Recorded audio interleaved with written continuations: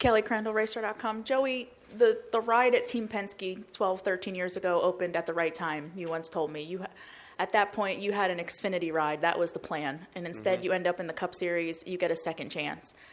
Here you are 12 years later with 3 championships. How do you put all of this in perspective, not 1, not 2, but 3, as I said, to be here 12 years later in elite company, as you talked about earlier today?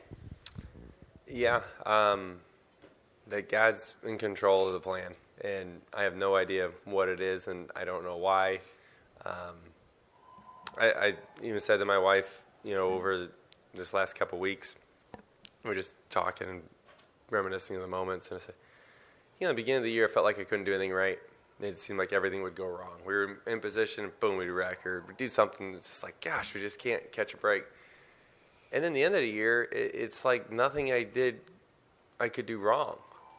And, all the way through, we get knocked out, we get back in. We win a fuel mileage race in Vegas, and it's like, wow. Come down to the end of the race is a restart. Looked like I was beat before the restart, before the caution came out. Get a restart. The 24 blows the corner. Then the 20 goes in and blows the corner, and it's like, Merry Christmas. I just took it all. Like, it's all right there in front of me. It's like I didn't have to do anything special. I just stayed calm in the moment and did what I knew how to do. But it just makes me feel like that there's a larger plan for everything to work out the way it did. Is just kind of a little bit odd to me to see the way it all turned out, that there's something bigger I'm supposed to do with this opportunity.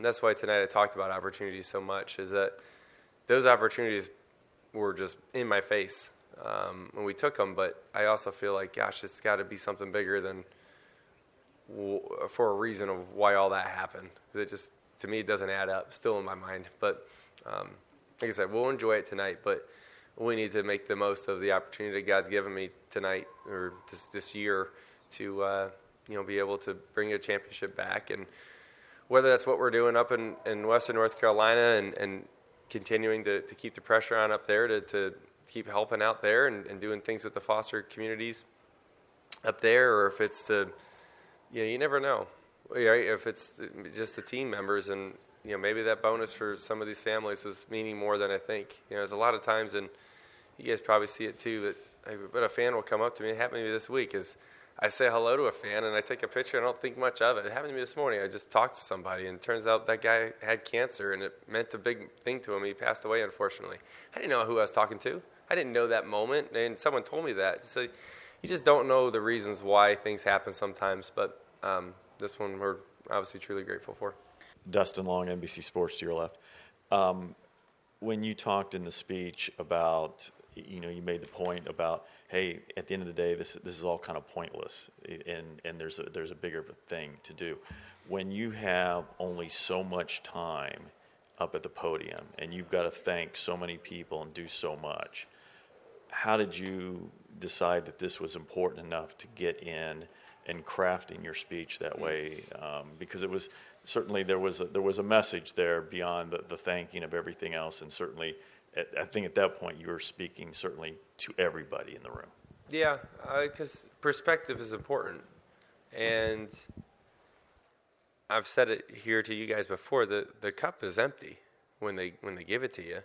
It's our job to fill it up as a champion. But even the teams that did not win this year, we all come together, and we're an amazing community. That was kind of the point behind it, is that, yeah, we compete against each other. Yeah, we sometimes hate each other. Hate's a strong word. Dislike each other. But when people need help, we're like an incredible community.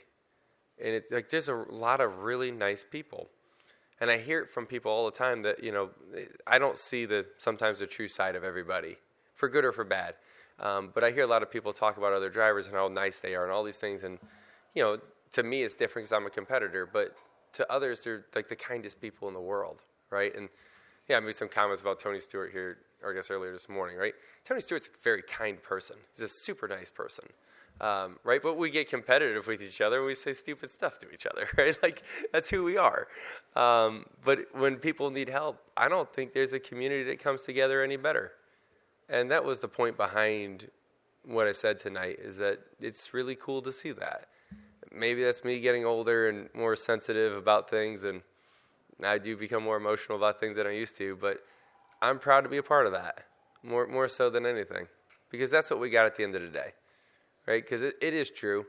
If we did nothing as a group in a large way and we just raced and went home, it's the most pointless thing in the world, right? We're entertaining some people, okay, maybe so. But it's literally like you drive in circles to end up in the same place after 500 miles. That's the dumbest shit I ever heard. Like, right? Like, but when you put it together and you think of the community that's here, it's the most impactful thing I've ever done. I've never done anything else, but to see this community like this, we're all champions in life. Everybody here. I just think that's the cool thing.